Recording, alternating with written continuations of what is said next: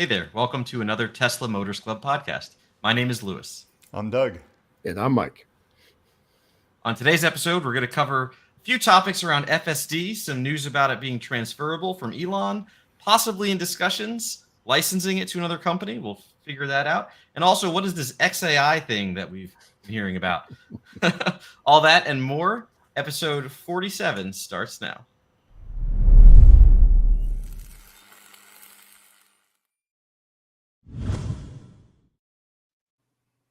Alrighty. How are you, gentlemen? Here, we're back. We're back. We're only a few minutes late. That's right. Takes 2 quarters, Jim. Quarters, Jim. Yeah.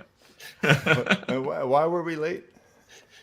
I have to say it's totally our fault of having too much fun discussing topics before the show that we're like, oh no, we need to get the show going. Yeah, it's like you look at the watch, go, oops. We were talking about how we've been trying to get a marketplace set up on the Tesla Motors Club site for the past several years. The trials and tribulations. So I don't have a lot of details to share, but there is a new marketplace on TeslaMotorsClub.com. So feel free to check that out if you want to buy or sell or something, I'm assuming. Yeah, it just makes it a little bit easier. It makes the searching for stuff better and presents things in a better way. I mean, we used to just have forums. Actually, some years ago, we had a pretty good marketplace set up by a third party, but that company kind of changed their direction and did things we didn't like, and then of course now they're out of business. So anyway, we have something. We have something. See, if they had stayed with TMC, they'd still be in business. Yeah. Probably, yeah. Sure. Alrighty, so jumping into our first topic, FSD. This was big news. Elon announced that FSD would be transferable for some people. Not for everyone, not everywhere, not in all cases. And only for a quarter. And only for a quarter. Oh, man. I have so many thoughts and feelings on this. So you get to buy a new Plaid and transfer your FSD. I'm not sure it's worth it for hardware 3.5. No, I'm just teasing. They call it hardware. It's interesting. Go ahead, Doug. Right? Give them the details. Well, I mean, I'll just say that this is something people have been asking for a while, right? For a long time, right? Yeah, but more than just a quarter, though. Right. Well, that's the thing, right? I mean, people have been asking for this, but what Tesla has given is very, I don't know. You could say it's a half step, but to me, it's like I don't know. They did a little shuffle. You're being generous. A little shuffle towards what people actually wanted, and so I'm not particularly satisfied with, I guess beggars can't be choosers, but I don't even like the way it's being discussed. I mean. What came up, it was a question during the earnings call, and using this website, say.com, people can submit questions. And Elon likes to emphasize that he favors the small individual investor over these, the Morgan Stanleys and whatnot that will call with questions during the earnings call. So this is an opportunity for the little guy to be able to ask their questions. And one of the questions that comes up pretty often, and one that was finally asked was, I can read it straight for you. It was like, have you considered allowing FSD transferability as a lever to allow existing customers to upgrade to a new Tesla instead of being locked into an existing car due to the price of FSD? And that's an interesting way to look at it because many people have been paying for Autopilot FSD for years now since it was first introduced, and there are so many people where they paid for it on a leased car, and it was what they were always paying for is a promise, right? They're paying for something that has yet to be delivered, right? And promise to have my hardware upgraded for free. Yeah, right. And so what they pay for it on that car, and then that car gets totaled, or they get a new car and they're having to pay for it again and again.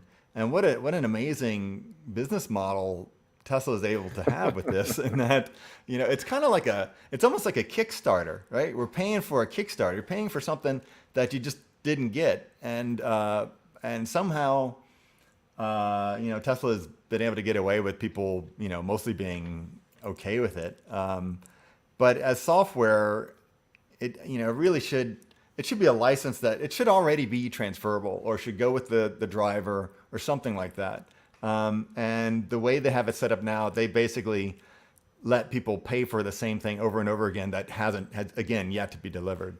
I mean, I could see if it was like a deposit and you got some payment back when you sold the car, or something. But anyway, so what Elon has said in response to that question, and I'm just reading him verbatim, so all the extra words are his. He says, "Yeah, this is a question we get asked a lot. So we're excited to announce that for Q3, we will be allowing transfer of FSD. This is a one-time amnesty, so you need to take advantage of it in Q3, or at least place your order in Q3 within reasonable delivery time frame. So yeah. Hope this makes people happy." End quote. End quote. And so yeah, since FSD is now $15K, right? It really does. If you like it and you're waiting for it to come along, you are kind of locked into your car. Like, oh, I don't want to have to pay that $15K again. So yeah, being able to transfer it to a new car. My problem is just for Q3. I mean, they're just starting to deliver things that they're calling hardware for. And I don't even really consider those cars to be really hardware 4. I mean, it feels to me more like a hardware 3.5, right? They are putting in new cameras, and the coloring of the cameras is more natural. I appreciate that. There's a somewhat upgraded a board, right? But to me, hardware 4 needed to be, okay, there's some better camera placement, kind of like it looks like it's coming with the Cybertruck, like a camera properly on the nose. I know that Mike is really excited about a nose camera. He keeps talking about it every time. Every time. And so I'm not really seeing an advancement in the cars currently available in the hardware yet.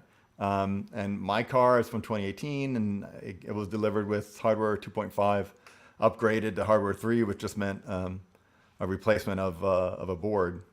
But I don't know that car, and me buying FSD, I bought it at the time thinking, okay, well, I'm buying it now as a guarantee based on statements Tesla has made. My belief was that my car is supposed to be at some point be able to drive itself. I should be able to call it and get True Summon, and it will come pick me up. I should be able to get out of the car. It will go park itself, and I don't have to do anything. And at some point, I'll be able to go to sleep while the thing's driving, because that's what I paid for a couple years ago. And that Tesla will make me whole, because that's the promise they made to me. And whatever hardware upgrades that need to happen, they're going to do for me.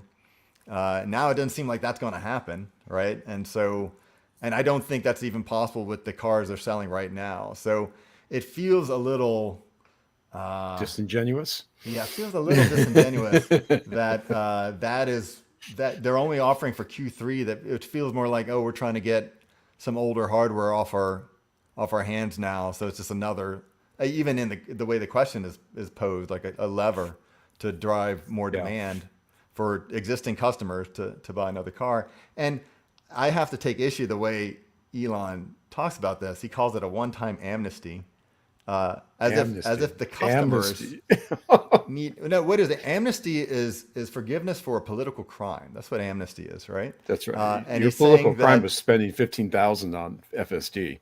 And he's saying that the users, I mean, like us, the Tesla customers, we are granted an amnesty. I mean, if anything, it's Tesla that we continuously grant amnesty to, because they're doing the crime of selling us something that doesn't exist, right? And then making us pay for it again. So I don't see, why are the customers in need of amnesty? Yeah, I have to say, like, again, so when I bought my Plaid, it was $12,000 for for FSD, and a big part of me deciding to do that was, well, for hardware upgrades, because I was like, well, I'll just do the subscription. If you look at it, the math on the subscription is much better. It makes way more sense. And then I was like, you know what? I'll buy the hardware, or I'll pay for it outright, because then they'll upgrade my car hardware, because they had done that in the past. Well, now they're not doing that. They're not offering upgrades. In fact, it's not really possible for them to upgrade hardware 3 cars to hardware 4 due to wiring changes and the board frame and how it would fit. It basically wouldn't fit. So it's like, okay, So what are they, so what are they going to do for me, right? And hardware 5, they mentioned hardware 5, it's coming, Okay, hardware 4 is about, being released. There's new stuff with hardware 4, but hardware 5 is being worked on. It was mentioned in the call, so it's one of the other calls so by an engineer. So it's like, are they going to keep doing this? At this point, my recommendation is buy the subscription. Like, don't pay for it in your car, because the only way for to get it to move with you is with the subscription. To have a subscription. Yep. And so it's a little crazy to me that he's acting. Yeah, I agree. Like, I was a little perturbed. It's like, oh, you're granting us amnesty for you to allow us to get the thing that we paid for, to not even get the thing that we paid for, to trade in the car and to get it again, without actually having it. So it's a little shady. That on the flip side, though, it's maybe a sign of things to come. Maybe it's a positive of, like, maybe in the future this will be a thing that they're going to do again, right? Like, it says one time only thing, blah blah blah, but originally they said you'd never be able to do it. So, well, I find it interesting that they're offering you guys, because I don't include myself in this because I subscribe. They are offering you guys amnesty, one-time deal, and then at the same time, they are extending the loans out to 84 months, which they haven't done. He's been very resistant to that for a very long time. But now 84 months, I mean, I think they're trying to move inventory is what it is. I don't think they're trying to do you any favors. Right. Yeah. And I mean, Tesla has a lot of levers, right? And they're really good at pulling them. Oh, yeah. Oh, yeah. When, they're hitting record deliveries. They're doing a lot of, to keep those things happening, right? They play the price games. They change the price up and down, almost month to month. Sometimes it feels like, right? Like, oh, they changed the price. They changed it again. They changed it again in a 3-month period. And so they definitely do that. Yeah. That was another thing we didn't mention. They basically had, they extended the loan terms now, like you said, to 84 months, which I've never heard of for an auto loan before. Like, to me, that's insane. Honestly, 72 months to me is insane for an auto loan, even though they've been around for a bit. 60 was usually the high end of an auto in my experience. But so yeah, like, their argument, inflation, all this other kind of stuff. It's like, sure, economy is what it is, but I think it's a demand, issue, because they're also doing it based on which model car, right? It's not all your cars. It's for this model car, and in certain markets. Yeah. We had somebody write in complaining. See if I can find the comment here. He was one of our fellow Canadians. Riaz, I'm assuming. He basically he posted saying, address the problem for Canada. Transfers in Canada, first of all, they can't even get hardware 4 yet in Canada, right? They're not shipping hardware 4 cars there, apparently. And they don't even have 4680 cells in the cars that they're getting there, supposedly. Again, I don't know that for a fact. I don't live in Canada, so I haven't kept up on that. So if Mike, if you know differently, correct me. But this is what, this gentleman claims, is that, yeah, okay, in Canada, I can't transfer and get hardware 4, even though I'm buying a Q3. I can't even get a hardware 4 car. So what does that do for me? And so it kind of makes me think, like, yeah, this is really we're trying to get our numbers up because our demand is low for this time period, potentially. So aside from Canada, what about Shanghai, Berlin? Are they going to be able to get the hardware 4, or are they locked out too? Yeah, I mean, it's a great question. I assume that they can't. I assume that they're not able to get it, because the options, even for FSD beta, primarily are in North America, right? Like, they start. Sure. They start here and work their way out. It starts here and works out, exactly, because of the complexities. So it's interesting to see, like, is some of this is it because of demand? I don't know. It could be. Is it because of Cybertruck, right? Maybe because Cybertruck's coming out and they're shifting priorities. They have people working over and they're trying, Cybertruck demand seems to be through the roof. They keep talking about that like it's record reservations. So I heard there's a 5-year wait list for the Cybertruck right now. If you place an order today, you can expect to wait 5 years. I thought you were going to say those who placed the order in 2019 are already waiting 5 years. Yeah, let's see. They've been waiting 5 years, so that's fair. Yeah, yeah, they said quite a bit of demand, but for Cybertruck and people waiting for that, and I had heard rumors that it looks like that is you know, coming more likely Q4 than Q3. The other thing is we know that there is a updated Model 3 coming, and Yeah, also an the updated Model Y so-called coming. So so-called Highland project, actually for yeah, real. so people who know about that are probably waiting, for until they The buy, if they're the going to the buy people again. that don't get their 84-month loan and they get their discount, and then they don't get their hardware update. Yeah. What is that? What is that? 7 years? 7 years. Wow, that is Yeah. that is a long Yeah, time to 7 year have a loan. car It's loan. like you're gonna have a car loan longer than the warranty for most of the stuff in the car at this point, right? Like it's getting to that point. Which again, be careful with these decisions, folks. Make sure you're buying a car you can Well, afford. yeah, Don't don't expect to sell it for more than what you paid. Those days are pretty much done. right. And and you bring actually that point, Mike. What's interesting is I've seen people commenting that the trade-in offers have been Are lowered. low. Oh or, yeah, or they're they've or been they're really much they're low. much lower, and out of Tesla they're coming in lower than you would get from third party. So it's almost like the hardware 4 deal is almost not even worth it. So yeah, so interesting thing is Ford just chopped 10K off their Lightning at the same time that Tesla announced, all these incentives to buy the inventory they have. Um, Ford's struggling with some inventory too, except I don't think they got the levers that Tesla has. Right. Yeah, no, that's fair. Well, regarding FSD, Mike, you did whenever you get it, you're doing through the subscription model, I and do. I, and I I've think. signed on and off like 4 times now. I have it right now, and I do have the current right now. Mhm.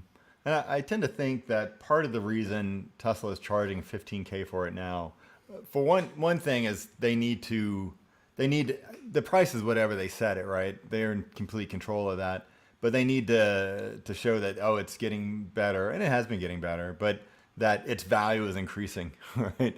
So they can make the value whatever it is by increasing the price. Again, you paid, Lewis, you paid 1,200. I'm sorry, 12K for it, as opposed to 15K that's supposed to cost now. But I think that the main thing is to try to convince people to do the subscription Yeah. model, right? Because that gives them recurring revenue, Right. and then also, when they decide that, oh, it actually is doing what they want it to do, oh, it's a Jack up thousand the bucks a price month again. or Yeah. whatever, Yep. So they can change the price whatever they want. And to If keep it's and a, to keep in mind for folks, paying attention at home, currently it's $200 a month if you don't have any of the EAP or any of the other like autopilot upgrade stuff. So basically that's 75 months, right? So it's to break even on 15,000. So you've got to basically have Well, your car for more than 6 years of paying for FSD subscription every month to break even versus paying 15K so up front. so imagine I'm getting that I'm 7-year car loan on uh, that 15K. Right, yeah. exactly. So I'm actually cheating because, like I said, I've actually subscribed, canceled, subscribed like 4 times in the last 2 years.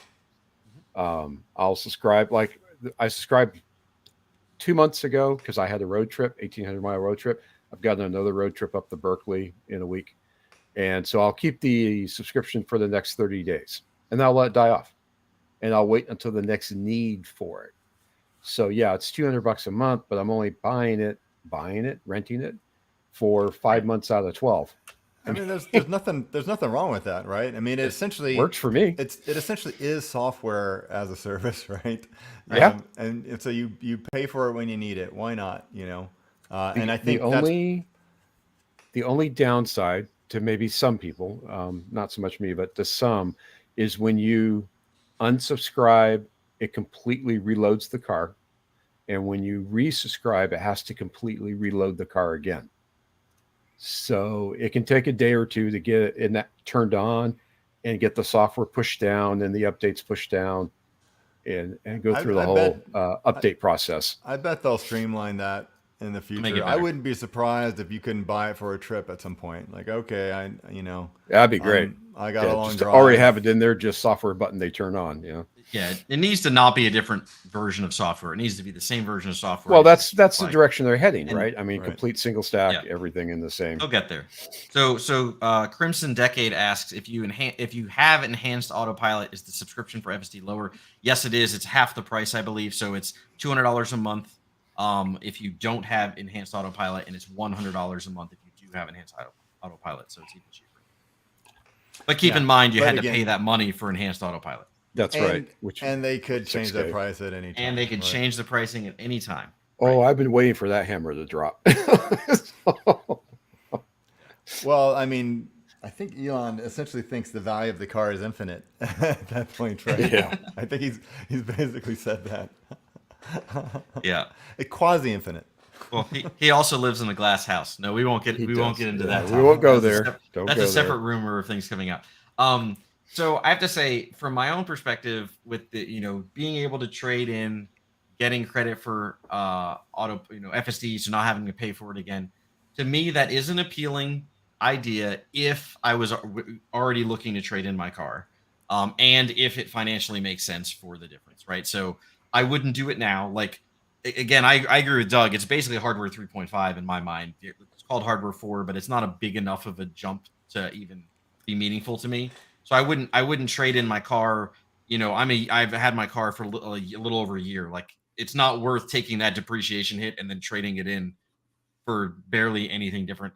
But yeah, hardware 5, hardware 6. Yeah, I'd certainly consider, trading in to Tesla to get that if it saved me $15K or whatever, depending on what their offers were. So we'd have to see what it is, but it's interesting. I was surprised they all threw out the lever. I will not be surprised if it comes back again in the future, I guess is my thought on it. I don't know. What do you think, Doug? You think they're willing to do this again?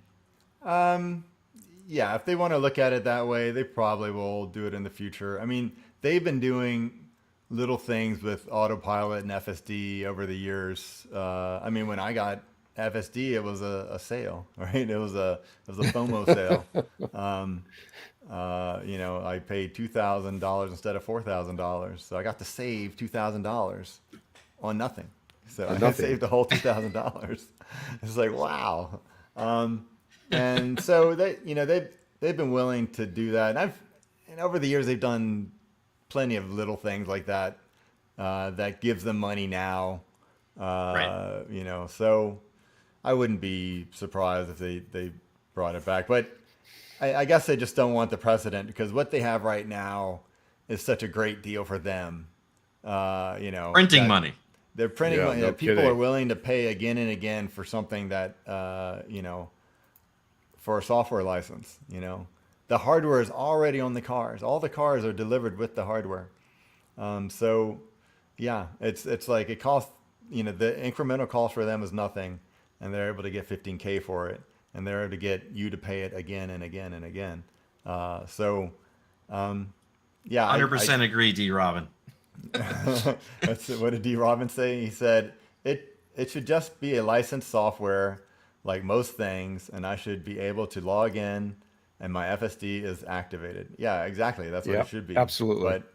But they got this great racket going on right now, and it's even presented as if they're doing us a favor, and they're forgiving us for our transgressions. They're forgiving us for our political transgressions and allowing us the amnesty to be able to transfer it just this one time. Okay, Yeah, it's like the transgression sale of of buying indulgences by the Catholic Church or something. So it's all right. Okay, sure.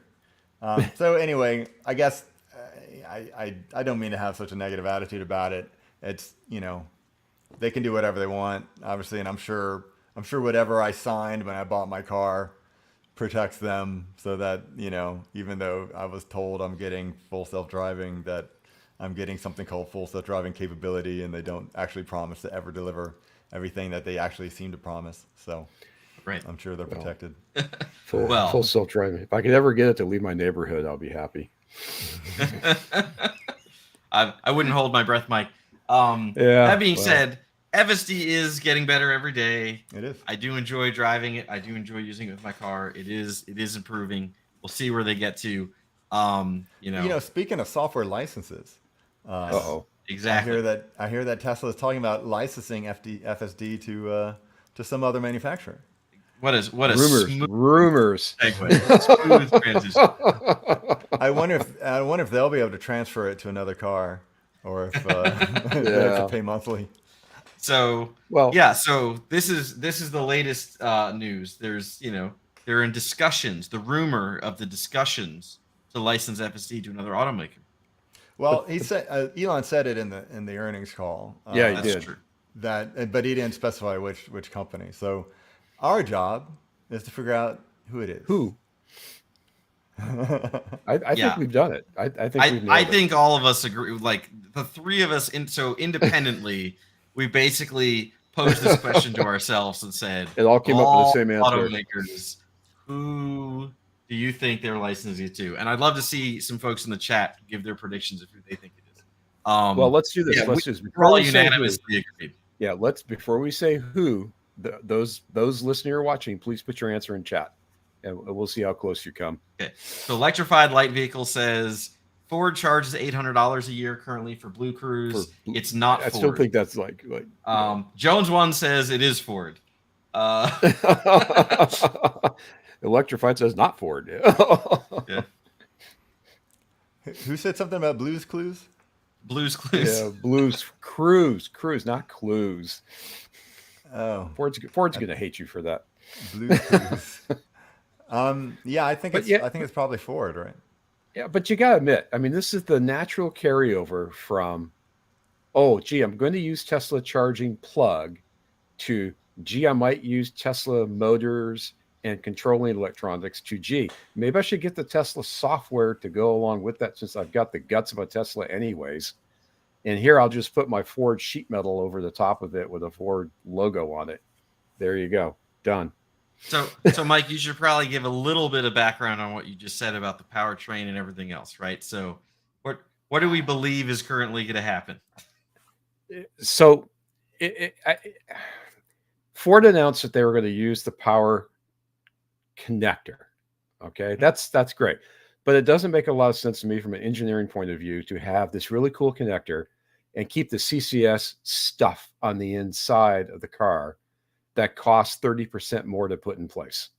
So it only makes sense to me for Ford to go to Tesla and say, hey, if we're going to use your connector, let us license your charging system, your electronics, and we'll license the pack technology you're using today. So now you've got the connector, you've got the electronics, and you've got the pack.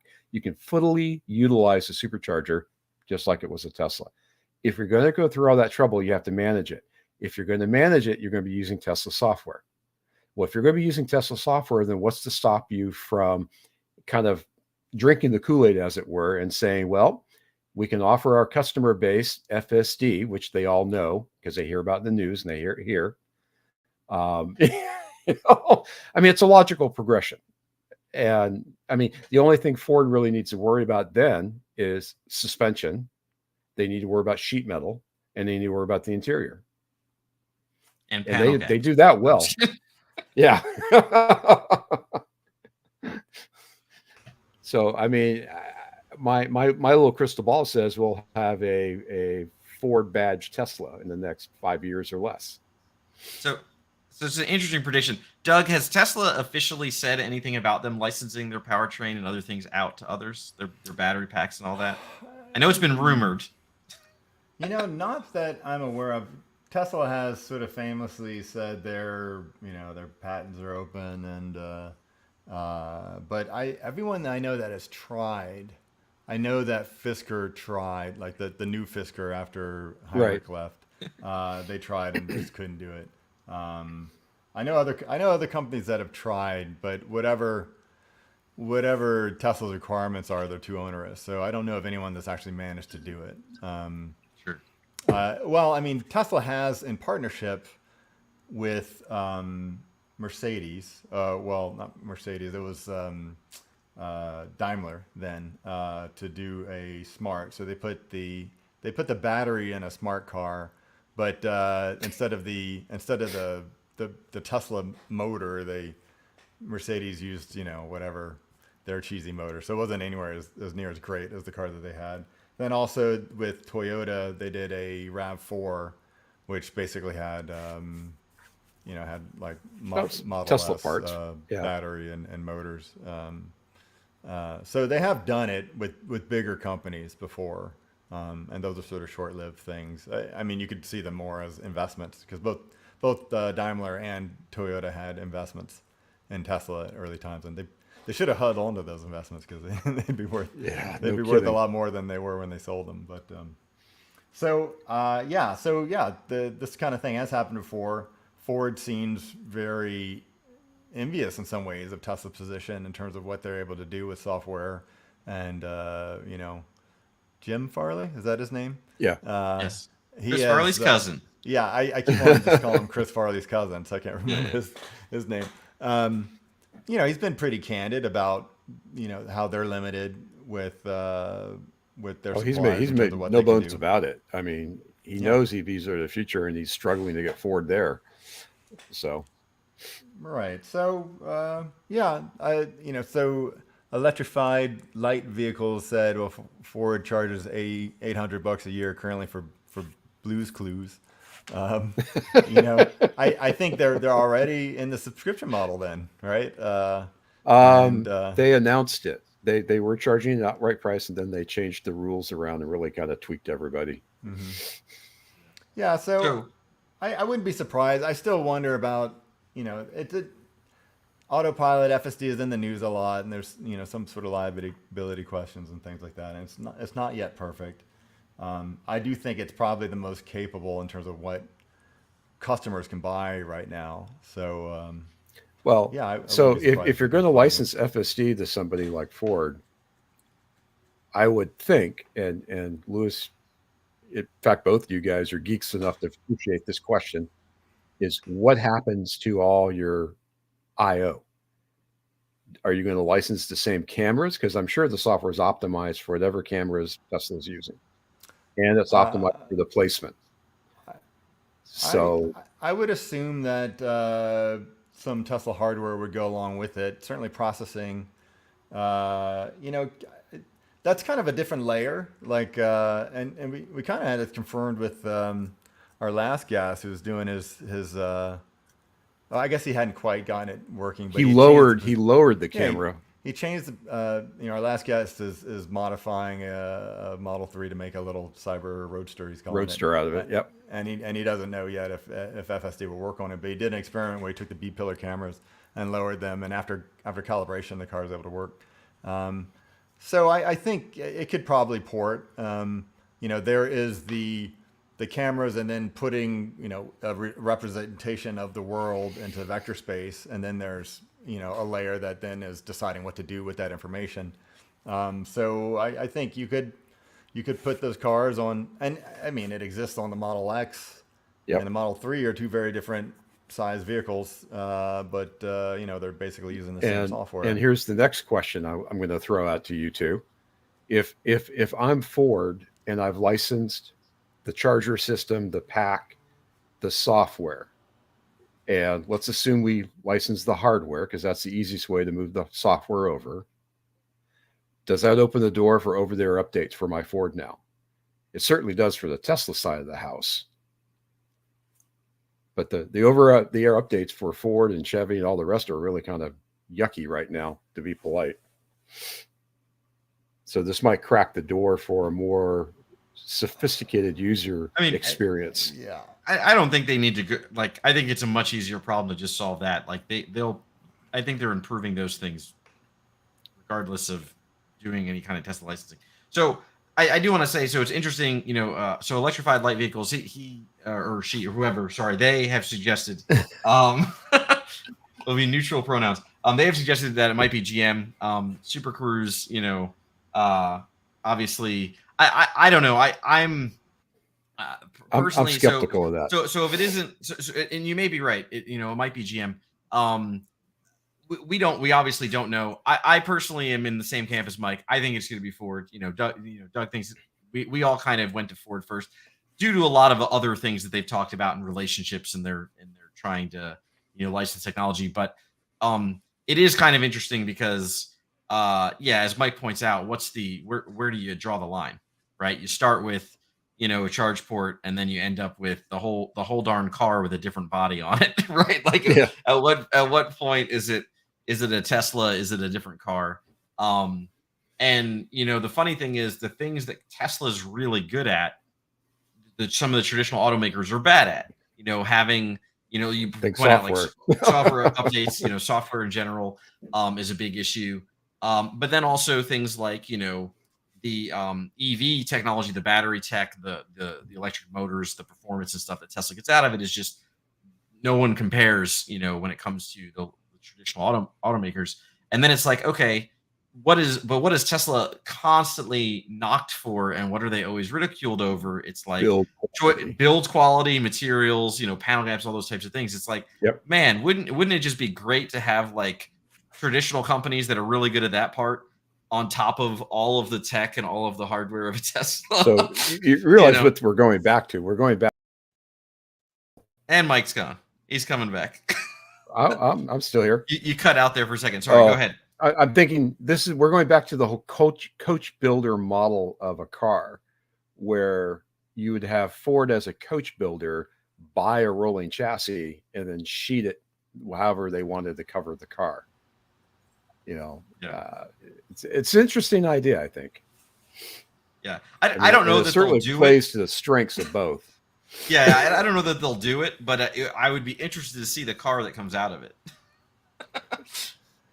Yeah, well, maybe not Ford. Maybe I might choose a different automaker. Well, I'm not sure GM, and my feelings about this on GM is this: GM's trying really hard to get away from Apple software in the car. They don't want to give up all the information that Apple software can gather. They're going with Android, something they can control. If they're that interested about controlling software, then why would they let Tesla software onto their car, any way, shape, or form? I mean, that doesn't make any sense to me. Ford hasn't taken quite that hardline attitude about the software. Well, yeah, I don't know who it is really, but you asked about software updates. I do think whoever they license FSD to, given that it's a moving target and it's constantly getting improved, I think if they did license it to somebody, they'd need to be able to update it. Yeah. Otherwise, they're on their terms, I would imagine. They'll have something that's obsolete pretty quickly. So, Right. and some software, some safety issue may come up. Is very likely to come up actually, and so they'll need a way to be able to fix it. And it doesn't necessarily have to be over the air updates. I mean, they're all used to you having to bring the thing in for a software update. For the traditional OEMs. But I would think there needs to be an update path, and if they're already doing some Tesla hardware, they might have a way to do it over the air. If they're willing to have a cellular connection. I mean, GM vehicles already have their OnStar, is that right? And I know when I had an i3, it had some kind of BMW's got their own also. Yep. So I don't know what Ford has, but Right. I assume they have something too. So they probably have a path to which they could do an over their update. They're just not able to do it for the reasons that Jim Farley said, because Bosch or somebody else is does the software for this little component, and they're not authorized to change that software. So. Yep, certainly. It's complicated. The reason I would also add just real quick about GM is, like, it's unlikely to be a GM just because they own Cruise, right? They already have their own tech that they put a lot of money behind, and it is out there. There are fully autonomous Cruise vehicles on the road in certain locations, right? Like, it would almost be like, it'd be very surprising for them to just give up and be like, yep, we want FSD now, right? Like, it's whereas companies that that aren't nearly as far along as what Cruise is, not to compare Cruise and FSD, that's its own other topic, but just there, it makes a lot more sense for some other automakers that don't have that level of development already done. Yeah, but in terms of capability, that's a reasonable comparison, like FSD versus Waymo or Cruise, even Right. though FSD is sold as a level 2 system. What even is Blues Clues or Bruise Cruise? It's really hard to say. Blue Cruise. Blue What Cruise. is it able? What are its capabilities? I assume it's just lane keeping or something. Is there anything more than adaptive cruise control and lane Wouldn't keeping? know. I would think it's equivalent to just fancy lane control, cruise control. I mean, they're Yeah, charging $800 a year for it. yeah. I'm Yeah. sure we can look it up, or someone will be happy to tell us what it is. I think it's like some guy named Steve, and he like teaches it about stuff, and it has a Got a really little So dog it- with ears. Yeah. So I mean, looking at their stuff, right? Like basically the main thing is that they brag about on their site. This is officially from Ford. Is it does adaptive cruise control, which is like okay, that's been All a right, thing for a whatever. long time. Like that's you don't need this for that. And they have eye-facing cameras to alert you if you're not paying attention. It's just like Aw, okay, so a little bit of safety stuff. they've had that for a Um, while. yeah, like that's a thing. Is that it says predictive speed assist, lane change assist, in lane repositioning, right? Like that's the kind of But stuff that I they don't, have. I don't hear anything about navigating Right, exactly. or Like so none of driving. that Yeah. is self-driving. None of that is none of that is what we would consider more than basic level 2 capability. So you know it's Well, maybe basically Ford's yeah, looking at it's those numbers again on the it's wall. similar to enhanced autopilot, right? Yeah. I mean, I'm sure Ford realizes that autopilot, or whatever you want to call it, is going to be the name of the game for any future car. Doesn't matter whose brand it is. Right. I mean, Mercedes has been putting a ton of money and effort into it. Mhm. And I'm sure Jim's looking at the numbers saying, is it cheaper to try to develop it in-house, or should we just rent it from somebody? Yeah, I mean it's interesting to see. We'll certainly let you know when we hear more about it or when we find out what else is coming. Um, so a related topic, actually, before we move on to that, I do want to point out a comment. So Riaz came back in the chat. He commented again. He basically asked. He said, "There's no hardware for in Canada. Why would it transfer? Please discuss this. Canada only has China-made Teslas and no 4680 battery." Yeah. So to be clear, with the transfer stuff that Elon mentioned is purely the transferring of you purchased FSD from your current car to you get FSD with your new car. It is not a guarantee of a hardware change. It is not a promise of anything. If you have a hardware 3 car and you buy a brand new hardware 3 car, they will simply give you the new car and you don't have to pay the software licensing fee again. That's it. So if you're in your region, in your market, wherever you are, if you don't have hardware 4 yet, then guess what? You don't get hardware 4. It's not actually a promise that you're going to get hardware 4. That's what the transfer is. So it's still an equal transfer, whomever is allowed to get it. It's just not equal in respect to you're not upgrading your hardware in any way. You're getting a newer car, I guess. You can look at it that way. You're getting a newer Tesla.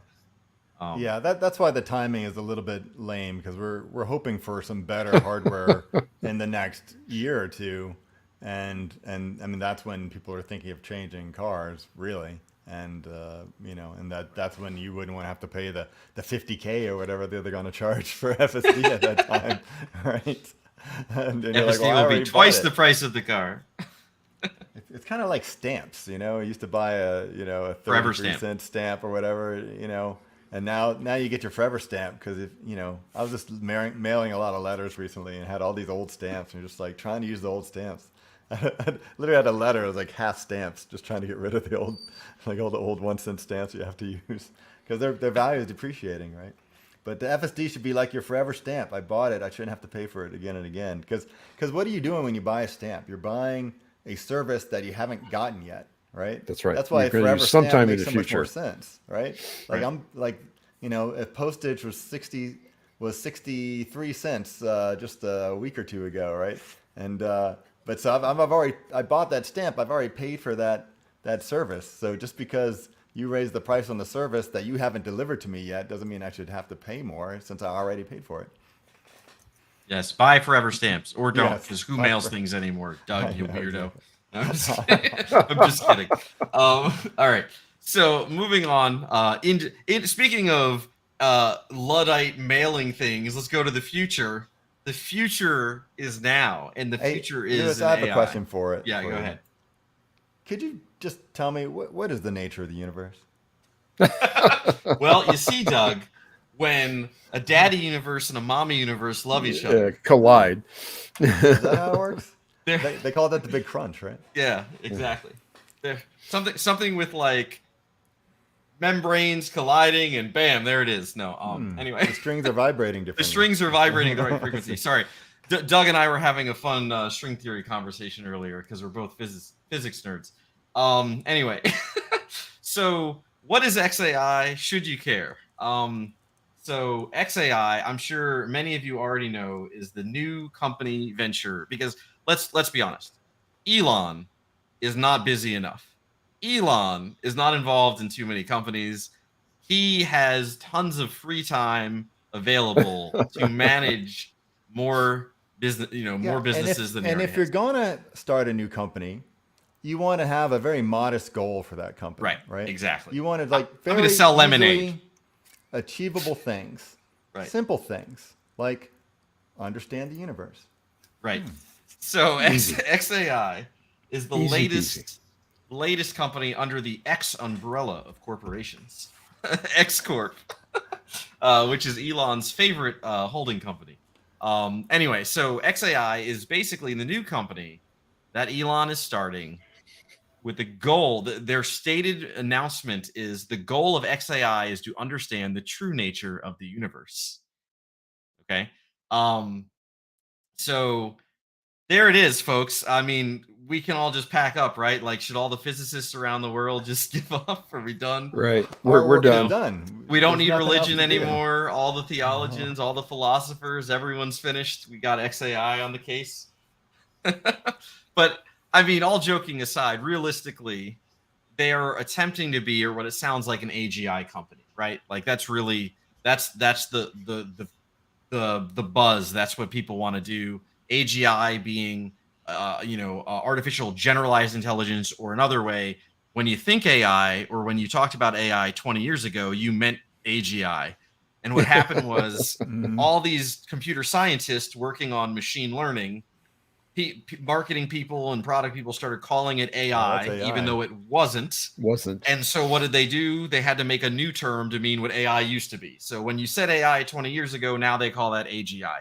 And I'm You know what that sure reminds very me of? soon they will be AGI. That's not really AGI, and we'll come up with a new term for what we meant for AI 50 years ago. In So, in the 90s, my family got a new toaster, and on the box it said a toaster with a brain. Like the toaster had a With a brain. brain. They said, like, wow, Wow. how AI smart is this enabled toaster. toaster? because it has a timer in it. I think the brain had to do with some bimetal thing. There's no brain. There's no electronics in that thing at all, but it had a brain. Yeah. So it's really interesting. So for those that aren't aware, with this company, they did an announcement. It was almost 2 hours long, and I say long because I listened to the whole thing, and You're parts better of it man I than me. didn't want to listen to. But it was interesting. We got to meet the team of researchers and engineers that are at the company, and we got to hear some of their goals and ambitions, what they're trying to do, how it relates to Tesla and or SpaceX. That was brought up. Will it? What will be the relationship with Tesla? And it was there were parts that were kind of interesting, even if you are not a full on AI, computer science nerd like myself. Um, but yeah, so I don't know. Did either of you, Mike or Doug, did you listen to it at all? I did not. You're a better man than me. I did listen to it a bit. It was a Twitter space that Elon did. There were technical issues. No, It was there couldn't have frustrating been at on a Twitter times. space. I mean, I don't know. I didn't listen to it live, but we sort of wanted to cover this topic last week, but we ran a little long. But so, in preparation for that, I wanted to listen to it. I did try. I did listen to bits of it, but it would get so far, and then it would quit, and then start over, and then I'd have no idea where it was. I'd have to search and try to find where it was, and I'd get to listen to another 15 minutes, and then it would cut out, and then what's funny, then I just gave up. I was like, okay, I just won't listen to the rest of this. And then just out of nowhere, like every couple hours, my phone would just start playing the Twitter Space again. So it's like play it for me when I want to hear it. But so I did hear probably 70% of it, but out of sequence. So it was interesting. The team sounds like an interesting group of folks. A lot of them have physics backgrounds, and they want to work on an ambitious AI project. I mean, it sounds cool in that, like, oh, get to work with a bunch of other smart people on some nebulous project. I guess it's a little unclear what their real direction is, because if their goal is understand the universe, okay, obviously that's a little that you can't start Easy. with that goal. You gotta subdivide your big goals into smaller goals, and so what are the achievable goals? That's right. And it also seems like honestly, my feeling about it is sort of like a Me Too kind of thing, not political Me Too, but Me Too as in, what did I call it? Oh, it's a spite store. That's what it is. I feel like XAI is like Elon's spite store against OpenAI. And a spite store, it's a Larry David reference. Yes. But he had some coffee shop that he liked, Mocha Joe's, but Mocha Joe had problems, right? The tables kind of wobbled and the coffee got cold. So he had solutions for that. And Mocha Joe wasn't too receptive to Larry's suggestions. So Larry decided to make his own store, and he called it a spite store. So he made his own coffee shop right next door. And so anyway, XAI feels like a bit of a spite store, given that OpenAI has gotten, a good part of the oxygen related to artificial intelligence in the last few months. And Elon, he does feel a bit of sour grapes there, and that he left OpenAI. He's one of the founders of OpenAI, and he was pushed out, basically. Right. Similar to a PayPal story. Yeah, I was just going to say, we've heard this story before. But with PayPal, there's a lawsuit to make him a founder. So he was a founder by lawsuit of PayPal. Yeah. And something similar happened to Tesla, I think. So I wasn't going to go there. So he learned his lesson and was able to reuse that lesson.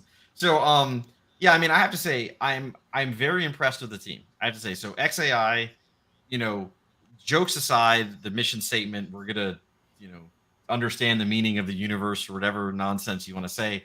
Their team is super solid. I will point out saying I do not personally know any of these individuals. However, I have a very similar background to many of them. Physics background, computer science background, worked in machine learning for years, doing all this type of modeling and such. They have a lot of people out of companies like DeepMind. Before OpenAI, before most folks had even heard of OpenAI, DeepMind was the place, right? That was what most people knew of as being the top end AI place.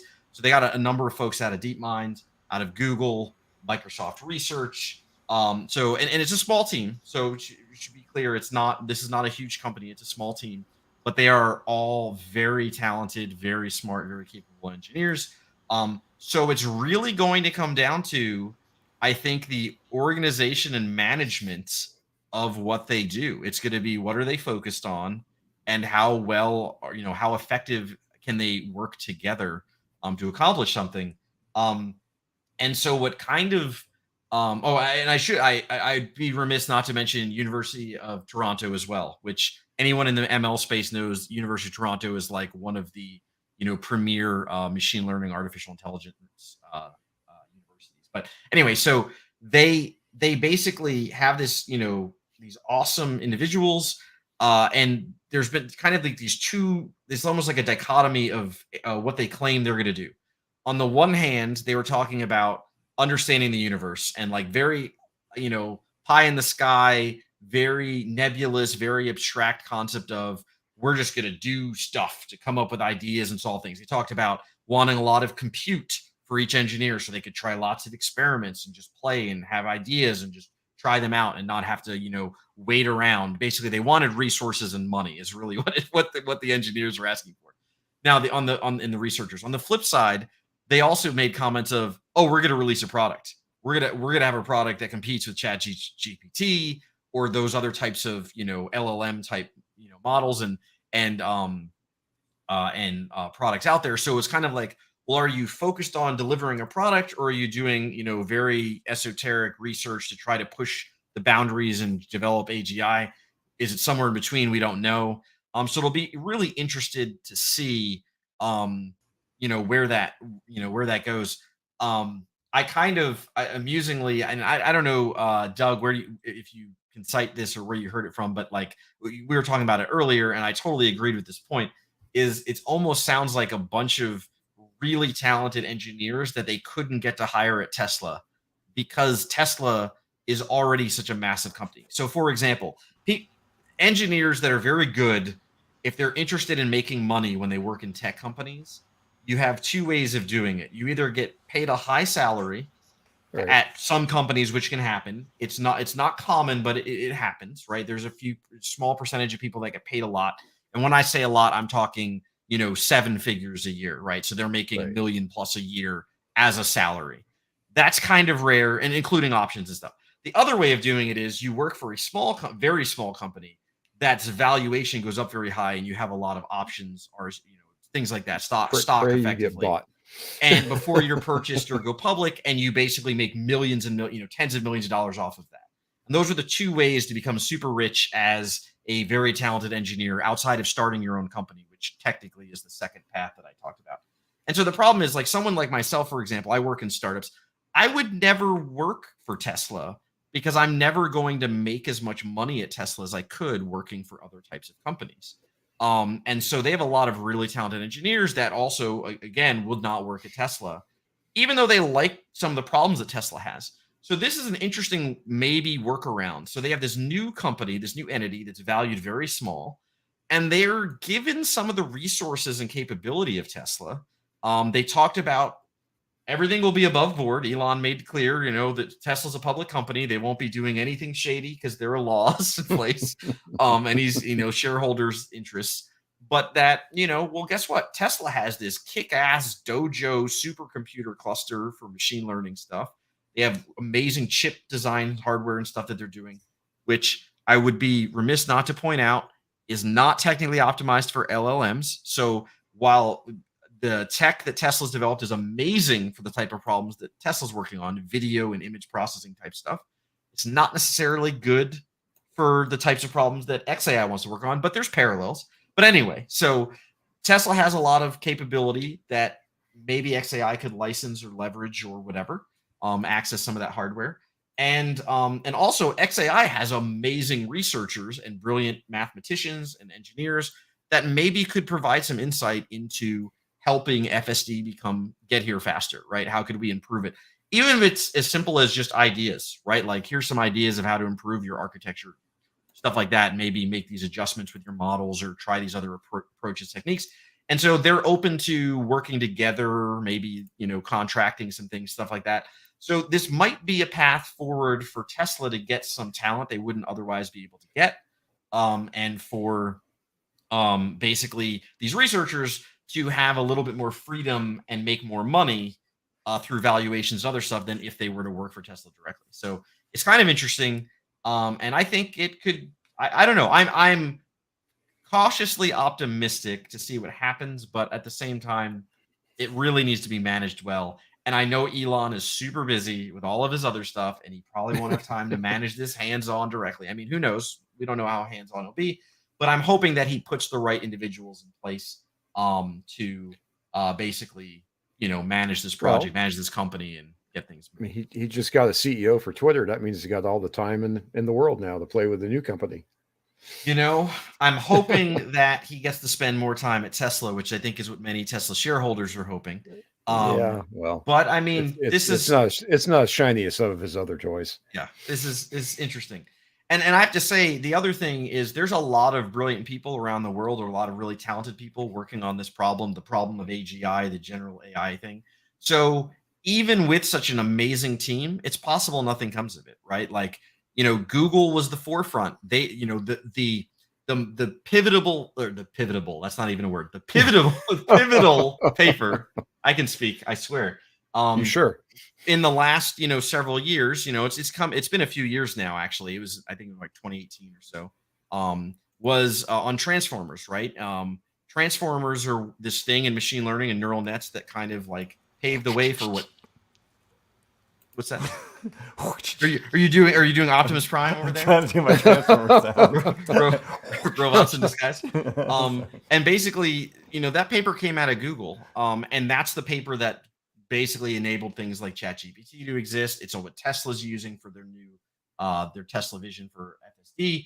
And anyway, so Google was the forefront. And then what happened to them? ChatGPT came out of OpenAI, different company, all different, all kinds of new stuff. So it jumps, it changes. DeepMind was once the place, right? They did the famous what's it called? Go, the game, the board game, Yep. beating the world champion. AlphaGo, yeah. AlphaGo, and Alpha Star and Alpha Zero and all that kind of stuff. So it always changes who's at the forefront, and maybe it's XAI's time. But then there's also people that I have a lot of respect for who are brilliant, capable engineers like John Carmack. John Carmack was, he did ID Software or id Software, as it's actually called, Doom and Quake and all that. But he was the CTO for Oculus out of Meta, basically working on virtual reality, augmented reality. He actually left. He stepped down as the CTO there to focus on AGI. He's starting his own company. He's doing all this stuff, working on AGI. And anyway, so you've got Carpathy that was at Tesla. They're all these brilliant people are working on this problem. So XAI is a possible great place to make this happen. But we'll see. Time will tell. What I'm hopeful for is that whatever comes out of it, they push, even if they don't push, things forward themselves with just AGI, they'll maybe help Tesla make more progress with FSD, because they are open to partnerships and working together. They're all going to be under at some point they'll be associated with the X Corp indirectly or directly. So anyway, so that's kind of my XAI spiel. Yeah, I mean, I guess a goal will be to do something newsworthy, so that they, become the people that we talk about instead of OpenAI. So we'll see. Let's see what happens there. We did have a couple. I think we're done with this topic. Or? Yeah. Oh yeah. Yep. We're good for our wrap-up questions. I think we're good. Yeah, we had a few questions. Let's see. So Electrified Light Vehicles asked, what do you guys think of OpenPilot, AI? OpenPilot provides hardware retrofitted vehicles to enable level 2 navigate autopilot. Yeah, so that's what's his name? GeoHotz. What's his actual name? George Holtz or whatever. George Hotz. Holtz, I think. I think it's Holtz. Yeah. Yeah, I think it's Holt. He's an interesting guy, and I think the problem is interesting. He did a stint. He did like a 2-week stint at Twitter Right. after Elon fired most of the employees. I wouldn't, if I wasn't driving a Tesla and I had a car to experiment on, I would probably try it out. I wouldn't trust my life to it. But I think it really is kind of the autopilot. I don't know. The open source competitor, basically. Yeah, I mean, it's like this. It's basically take your phone or something like a phone, stick it on your rearview mirror so it just has a front view. And many cars have a level of automation with the throttle and the brake and some of the steering. So yeah, it's a neat way to try to enhance the capabilities of your vehicle. And I like that it's kind of an open project. So I'm glad people are working on that kind of thing. I don't know that it's really going to move the needle because it's a much smaller project compared to, like what Waze or other people are doing. I mean, I like the idea of sort of democratizing the technology, but I don't see it moving too many things in general, though. Agreed. in terms of advancing the technology, except Yeah, for I think it's except for hobbyists. yeah, I agree with basically all that. I think it is a good project to exist. I think it's fun to play with if you have a car. If you don't have a Tesla and you have one of the cars on their list, like certainly, if you're an engineer or some kind of hobbyist or tinkerer, whatever, I would, be careful because this is a dangerous, types of technology as always. But yeah, I don't see them ever due to the nature of the problem. There's a certain amount of data necessary and a certain amount of money necessary and other types of things that they don't have the scale to be able to do.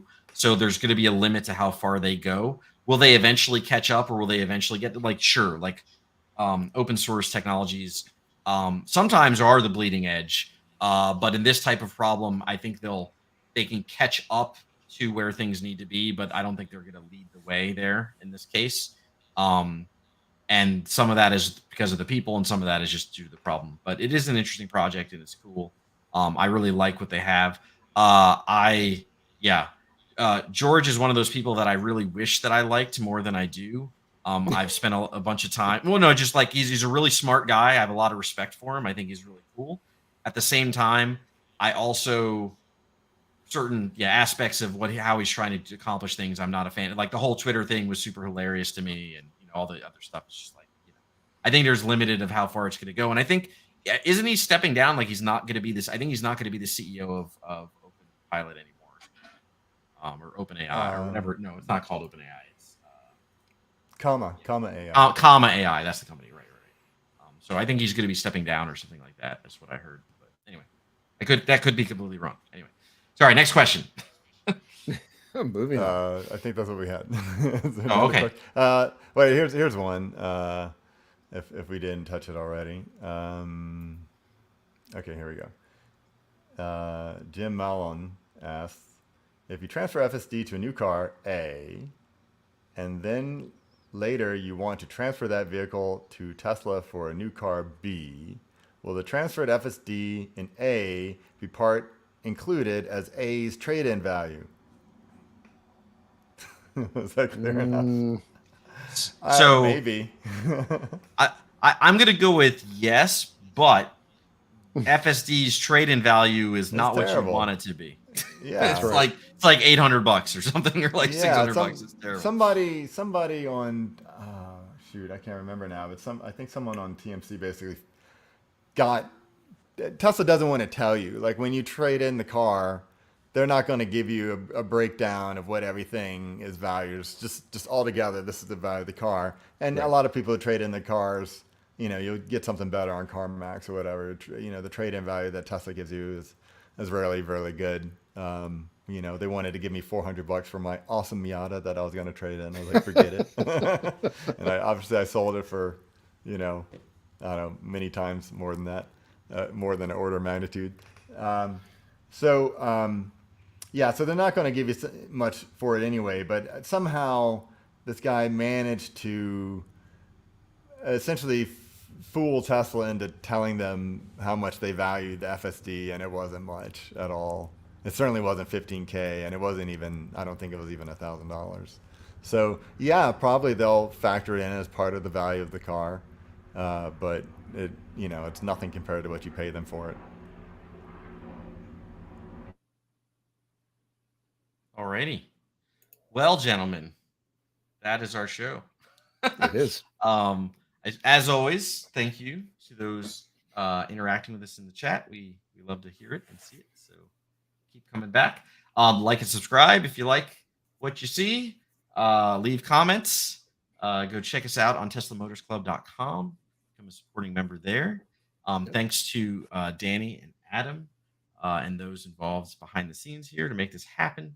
As always, we're here for you guys. So, keep interacting, and we'll keep doing what we're doing. Go check out the new marketplace on TeslaMotorsClub.com, which I haven't looked at yet, but I found out about a minute before the show. So, but yeah, and we'll see you guys next time.